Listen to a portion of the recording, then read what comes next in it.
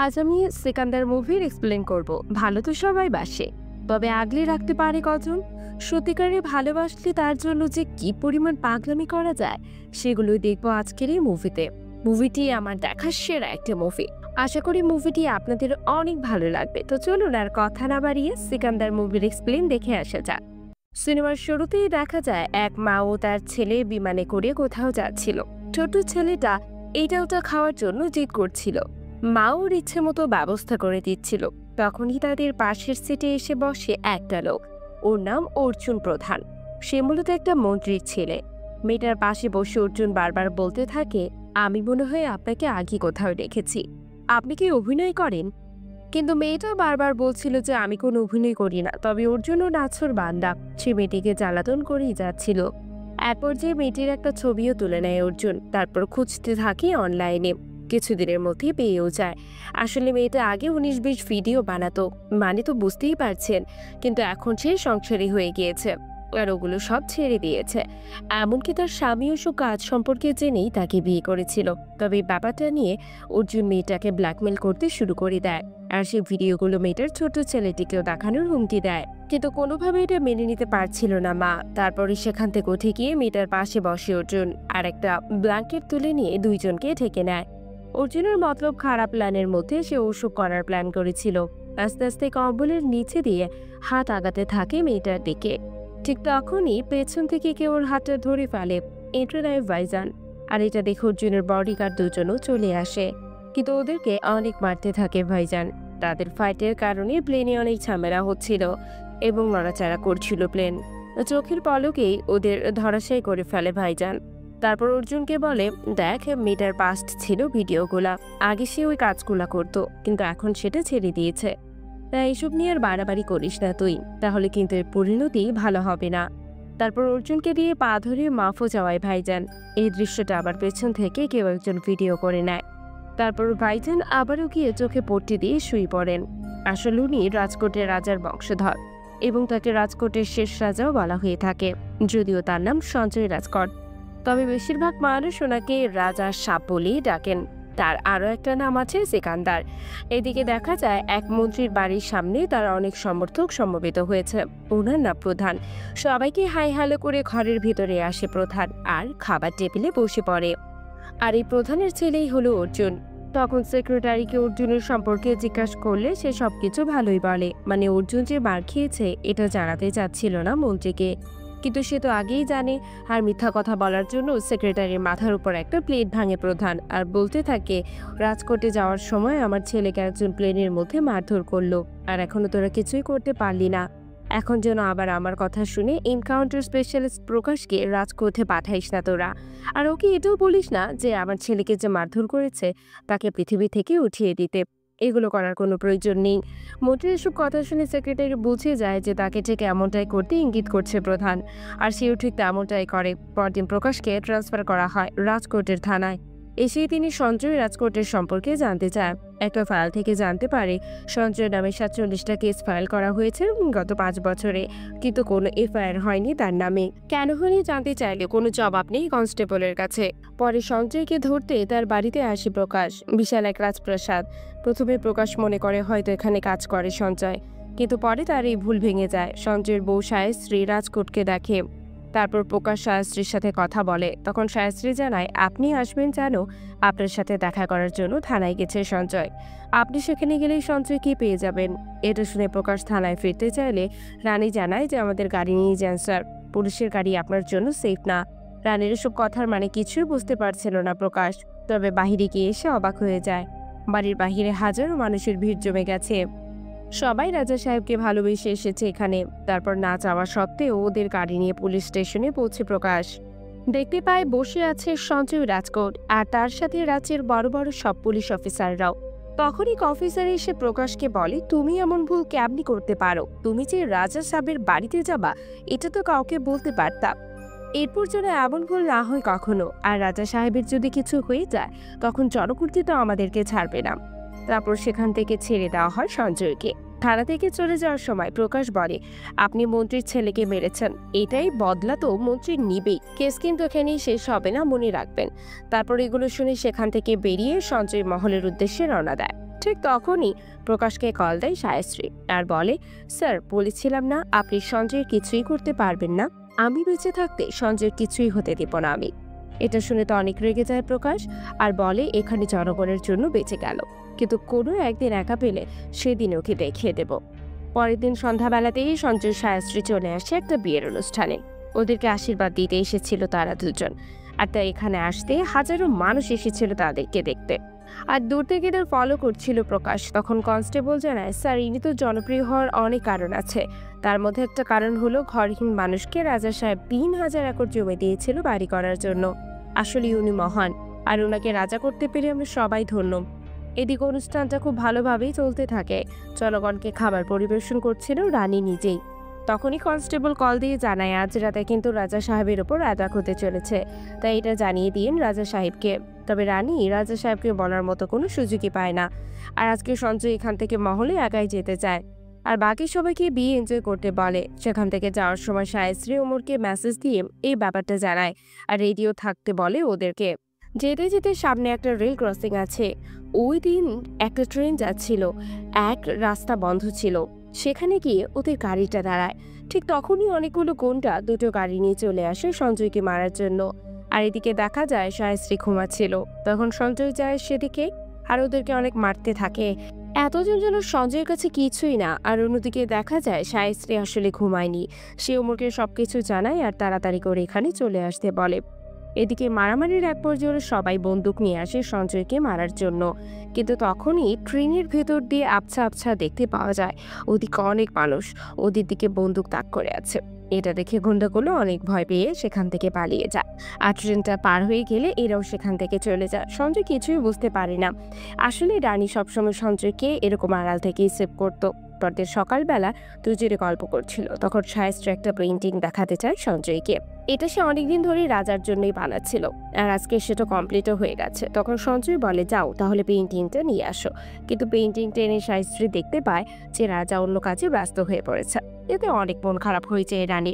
আসলে সঞ্জয় তাকে সময় বাদে সবকিছুই দিয়েছিল। তারপরও সায়শ্রী অনেক খুশি, কেননা তার স্বামী সবার সুখে দুঃখে পাশে থাকে। সেদিন বিকেলে সঞ্জয় যখন তার লোকদের ট্রেনিং দিচ্ছিল তখন একটা মেইল আসে তার কাছে আর বলে, স্যার কালকে কি দিন আপনার মনে আছে? কিন্তু সঞ্জয় মনে করতে পারে না। তখন মেয়েটা জানায় কালকের দিনে প্রথমবারের মতো রানীর সাথে দেখা হয়েছিল আপনার। এটা শুনে সঞ্জয় খুব সুন্দর একটা সারপ্রাইজ প্ল্যানও করে। আর পরদিন সন্ধ্যাবেলাতে সায়শ্রীকে নিয়ে একটা জায়গায় চলে আসে। হাজারো ড্রোন ব্যবহার করে সুন্দর একটা সারপ্রাইজ দেয় রানীকে। এটা দেখে তো সায়শ্রী অনেক বেশি খুশি হয়ে যায়। এটা তার জীবনে পাওয়া সবচাইতে ভালো সারপ্রাইজ ছিল। এদিকে দেখা যায় অর্জুনের বার্থডে পার্টি হচ্ছিল। সবাই খুব এনজয় করছিল পার্টিতে। আর অর্জুন অনেক খুশি ব্যাপারগুলো দেখে। ওর পার্টি চলমান থাকলে হঠাৎই সবার ফোনে নোটিফিকেশন আসা শুরু হয়ে যায়। আর এক মুহূর্তই পুরো পার্টির মুডই চেঞ্জ হয়ে যায়। সবাই কেমন জানি অবাক হয়ে তাকাচ্ছিল অর্জুনের দিকে। এখানে কি চলছিল কিছুই বোঝা যাচ্ছিল না। পরে দেখা যায় ওই দিন প্লেনের মধ্যে করা সেই ভিডিওটা, যেটাতে অর্জুন মেয়েটার পা ধরে ক্ষমা চাচ্ছিল। এই ভিডিওটা দেখে বাপ ছেলে তো অনেক রেগে যায় আর সঞ্জয়কে খতম করার প্ল্যানও করতে থাকে। রাত্রিবেলা সায়শ্রী প্রেগনেন্সি টেস্ট করতে জানতে পারে যে সে মা হতে চলেছে। সাথে সাথে এই খবরটা সঞ্জয়কে দিতে যায়। ঠিক তখনই বাইরে কেউ ডাকাডাকি করছিল। সেখানে গেলে দেখতে পায় মাইনিং এর ম্যানেজারটা এসেছে। সে কান্না করতে করতে বলতে থাকে, স্যার আমার অনেক বড় ভুল হয়ে গেছে। গত সপ্তাহে একটা লোক আসে আমাদের মাইনিং এ, তারও নাকি আমাদের মতো একই ব্যবসা। তাই এই জন্য আমার কাছ থেকে 50 কেজি বারুদ চায় আর 2 লাখ টাকা অফার করে আমাকে। টাকার লোভে পড়ে আমি ওনার কাছে বিক্রি করি। কিন্তু 2 দিন আগে পাঞ্জাবে যে ধামাকাটা হয়েছিল সেটা আসলে লোকটাই ছিল। তো আমাকে ক্ষমা করে দিন প্লিজ। এগুলো শুনে অনেক রেগে যায় রাজা সাহেব আর একটা থাপ্পড় মেরে দেয় লোকটাকে। কি করবে সে কিছুই বুঝে উঠতে পারছিল না। এদিকে পাশ থেকে এসব কিছু শুনে রানী কল দেয় কনস্টেবলকে। তখন সে জানায় আপনাদের ম্যানেজারকে মারার জন্য অনেক গুন্ডা যাচ্ছে, কিন্তু পারলে তাকে বাঁচিয়ে নিন, না হলে ম্যানেজার যদি মারা যায় তাহলে কেসটা সরাসরি রাজা সাহেবের ওপর এসে পড়বে। আর এতে অনেক সমস্যাও হতে পারে রাজা সাহেবের। এরা বড় একটা কিছু প্ল্যান করেছে। আর প্রকাশ স্যার এমনই, মানুষকে মারতে একটুও কিছু মনে করে না। এদিকে দেখা যায় অ্যাটাক হয়েছে ম্যানেজারের ওপর। অনেক গুন্ডা এসেছিল এখানে ওকে মারতে। তখনই সেখানে চলে আসে সঞ্জয়রা আর শুরু হয়ে যায় ফাইট। একে একে সবাইকে মারতে থাকে। তখন সেখানে সায়শ্রীও চলে আসে। মারামারির প্রায় শেষ পর্যায়ে গুন্ডারা বড় মাপের একটা ধামাকা করে বসে। আর তখন সঞ্জয় গিয়ে ধরে সায়শ্রীকে। দেখা যায় সবাই সেফ আছে। তখন সঞ্জয়কে ওই ম্যানেজারটাকে নিয়ে রবিবার পর্যন্ত কোথাও লুকিয়ে থাকতে বলে, নাহলে পুলিশ ওকে মেরে দেবে। সঞ্জয় ওই ঠিক সেটাই করে। দেখা যায় শায়স্ত্রীর পেট থেকে রক্ত বের হচ্ছিল, হয়তো গুলি লেগেছে তার। তারপর শায়স্ত্রীকে হাসপাতালে ভর্তি করা হয়। অবস্থা আস্তে আস্তে খারাপের দিকে যেতে থাকে, তবে সঞ্জয় তেমন কিছুই জানে না ওর ব্যাপারে। দেখতে দেখতে সোমবার চলে আসে, খুলে যায় কোর্ট, আর সেখানে ম্যানেজারকে সাথে করে নিয়ে সাক্ষী দেওয়ার জন্য যায় সঞ্জয়। ঠিক ওই মুহূর্তেই দুনিয়ার মায়া ত্যাগ করে না ফেরার দেশে চলে যায় শায়স্ত্রী। কিন্তু এখন এই ব্যাপারটা জানে না সঞ্জয়। ঠিক তখনই হাজারো জনগণ কান্না করতে করতে কোর্টে এসে পৌঁছে, আর সঞ্জয়কে সবকিছু খুলে বলে। এটা শোনার পরে তো সঞ্জয় পৃথিবীটা জানে উল্টে যায়। কি করবে সে কিছুই বুঝে উঠতে পারছিল না। সঞ্জয় কোনোভাবে বিশ্বাস করতে পারছিল না যে শায়স্ত্রী আর নেই। তারপর মেয়েদের কথায় মোবাইলের মেসেজটা চেক করে সঞ্জয়, দেখতে পায় হাজারো মেসেজ পাঠিয়েছিল শায়স্ত্রী, কিন্তু রিপ্লাই তো দূরের কথা, একবার পড়ে দেখারও সময় হয়নি সঞ্জয়ের। তারপর স্ক্রল করে নিচের দিকে আসতে প্রেগন্যান্সির টেস্ট কিটও দেখতে পায় সঞ্জয়। এটাতে সে জানতে পারে শায়স্ত্রীর পেটে বাচ্চা ছিল। এটাতে আরো কষ্ট পায় সঞ্জয়। সন্তানের মুখ দেখার আগে দুনিয়া থেকে বিদায় হয় তার স্ত্রী সন্তান দুজনেই। সত্যিই খুব বেদনাদায়ক। যাই হোক, এরপর ডাক্তার এসে জানায় রানী তার অর্গানগুলো একটা সংস্থায় ডোনেট করে দিয়েছিল, তো প্রসেসটা খুব তাড়াতাড়ি শুরু করে দিতে হবে। এত কিছু ঘটে যাওয়াতে অনেক কষ্ট পায় সঞ্জয়। কিছুদিন এভাবেই কেটে যায়। হঠাৎ একদিন সঞ্জয় কল দেয় ডাক্তারকে, আর জানতে চায় রানীর অর্গান কাকে কাকে দেওয়া হয়েছে। প্রথমে ডাক্তার বলতে না চাইলেও পরে বলতে বাধ্য হয়। মুম্বাই 3 জনকে দেওয়া হয়েছে রানীর অর্গান, একজনকে ফুসফুস, একজনকে হার্ট, আরেকজনকে চোখ। তো তাদেরকে একবার দেখতে যাবে সঞ্জয়। রানীর অর্গানগুলো এখনো জীবিত। এর জন্য বের হয়ে পড়ে সঞ্জয় মুম্বাইয়ের উদ্দেশ্যে। তার সাথে ওমরাও যেতে চায়। সঞ্জয় ওদেরকে না করে না। এরপর তারা চলে আসে মুম্বাইতে। প্রথমে চলে আসে একটা বস্তিতে। এখানে কামারুদ্দিন নামের ছোট্ট একটা বাচ্চাকে রানীর ফুসফুসটা দেওয়া হয়েছিল। সঞ্জয় যায় ওর ছোট ছেলেটার সাথে কথা বলতে।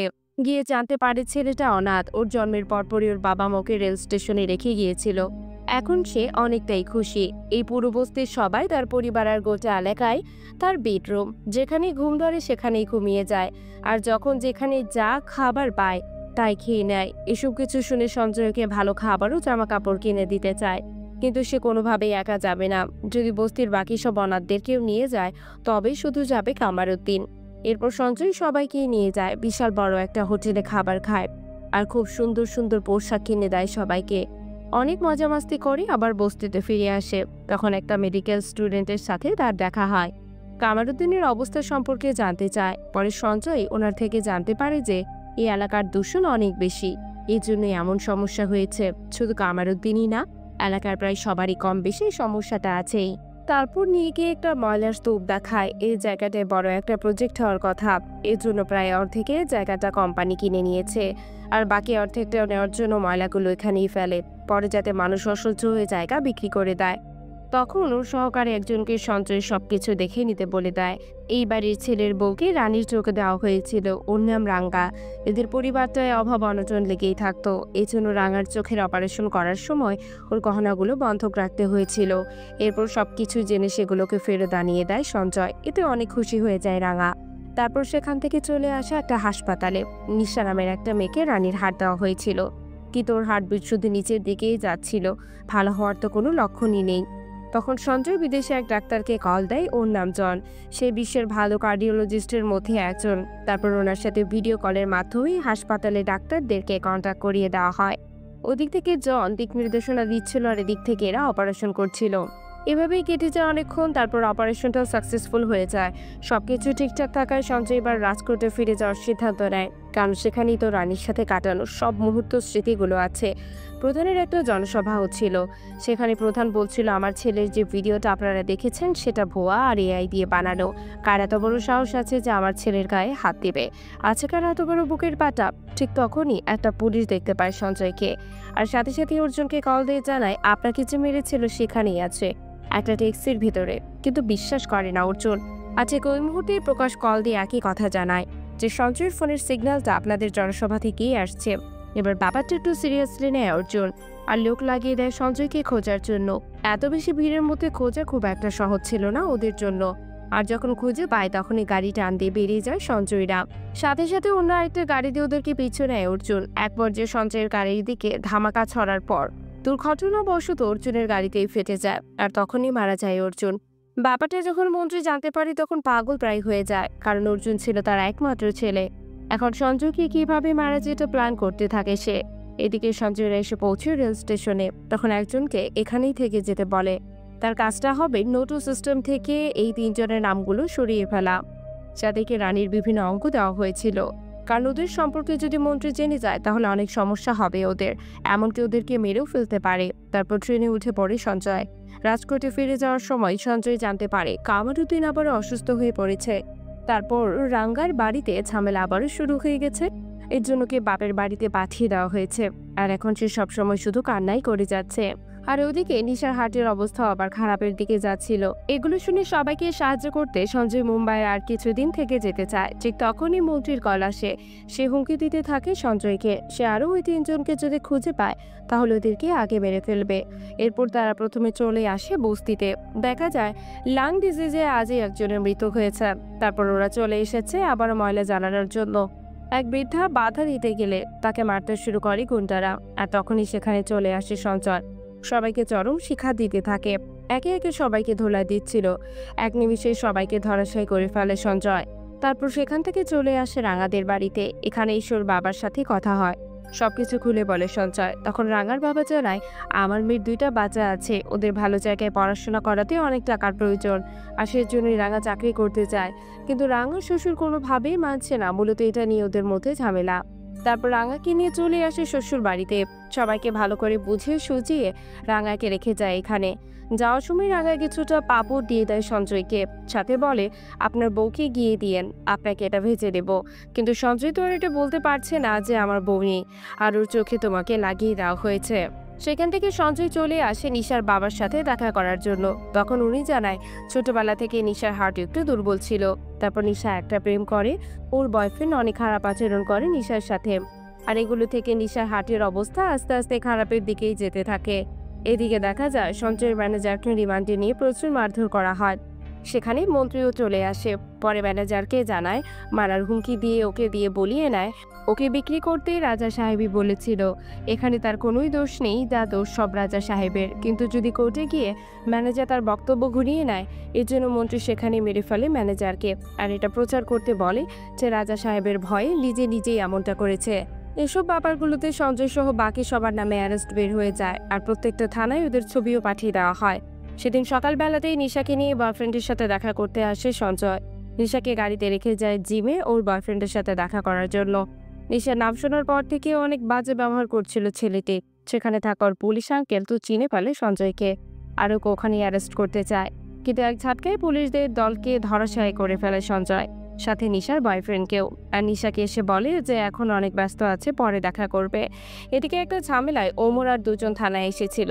তখন সেখানে প্রকাশ এসেছিল আর সবাইকে বলে যে এই ওয়ান্টেড লিস্টে থাকা লোকদের সন্ধান দিতে পারলে মন্ত্রী তাদেরকে 1 লাখ টাকা করে নিজের হাতে পুরস্কার দিবে।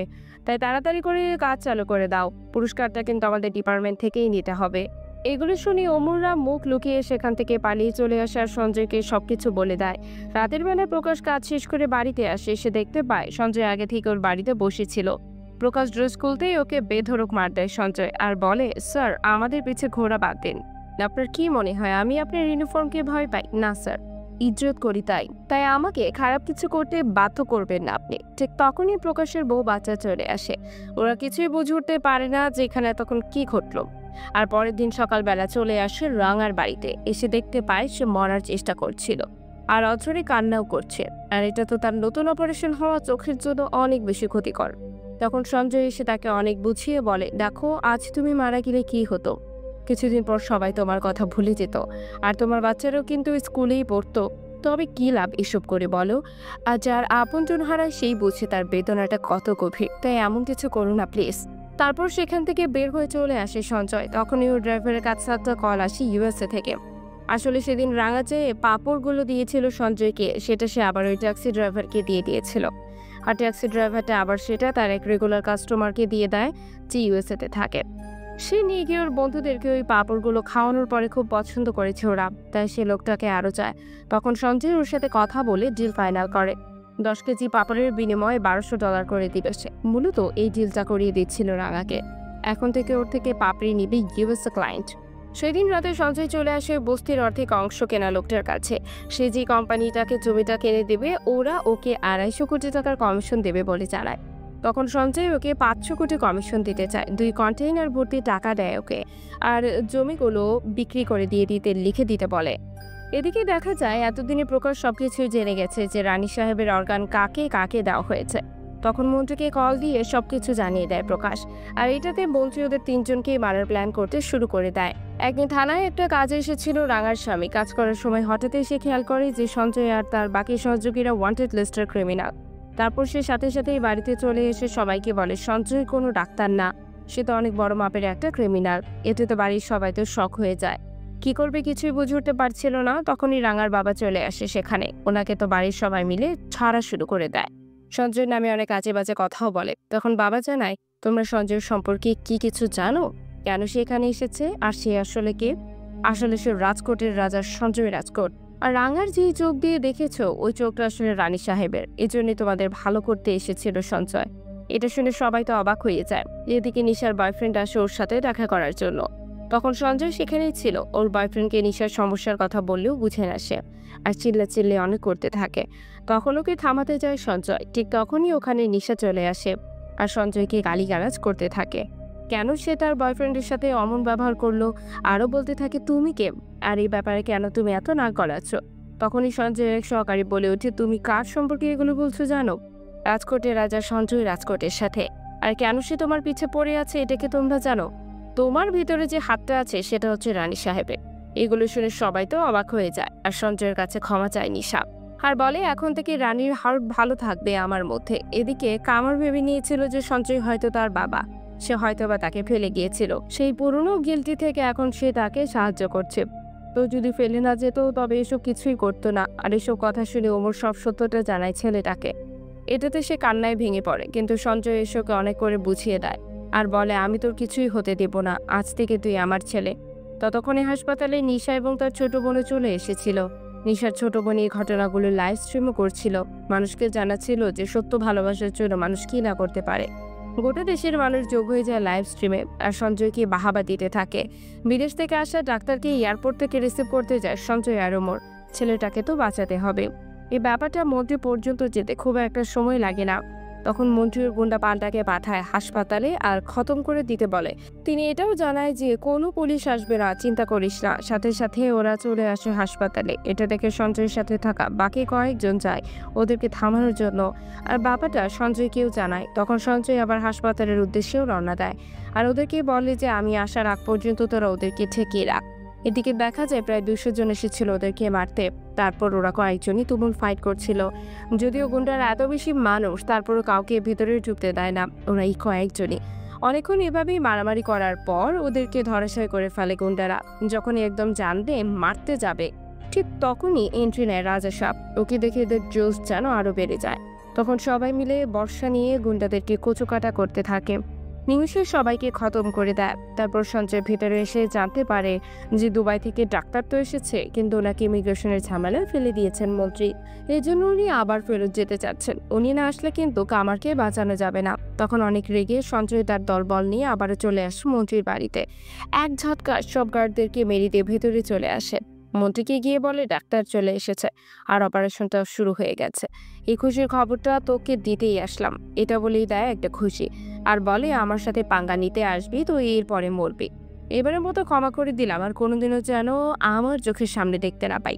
সেখান থেকে হাসপাতালে এসে দেখে অপারেশন সাকসেসফুল হয়েছে। কামার এখন প্রায় সুস্থই হয়ে গেছে। এসব ব্যাপারগুলোতে এখানে সবার মুখে খুশির হাসি। ঠিক তখনই সেখানে চলে আসে প্রকাশ। মন্ত্রীর বাড়িতে যা করেছে এর জন্য সঞ্জয়কে ধরতে এসেছিল সে। সাথে অনেকদিন আগে সে রানী সাহেবাকেও চ্যালেঞ্জ করেছিল, একা যদি পায় তবে ধরে নিয়ে যাবে ওকে, আর সেজন্যই আজকে ওকে ধরতে চলে এসেছে। তখন হাতগা পরিয়ে নিতে আসতে থাকে, কিন্তু বাহিরে নিয়ে আসতে সবাই হতবাক হয়ে যায়। বাইরে লাখো মানুষ দাঁড়িয়ে আছে, সবাই রাজা সাহেবকে বাঁচাতে এসেছে। কিন্তু এটা তো রাজকোটটা, তবে এত মানুষ? আসলে সঞ্জয় কর্মকাণ্ডে এখন মুম্বাইয়ের মানুষ ভক্ত হয়ে গেছে। এটাই তো আসল রাজার গুণ, আর একেই বলে সিকান্দার। আর এখানেই শেষ হয়ে যায় মুভিটি। সিকান্দার মুভিটি আপনাদের কাছে কেমন লেগেছে তা জানাতে পারেন কমেন্ট বক্সে। ভিডিওটি ভালো লাগলে একটু লাইক করে দেবেন, আর চ্যানেলে নতুন হয়ে থাকলে সাবস্ক্রাইব করতে ভুলবেন না। শীঘ্রই ফিরে আসবো নতুন কোনো মুভির এক্সপ্লেনেশন ভিডিও নিয়ে। আজ এখানেই বিদায় নিচ্ছি, ধন্যবাদ।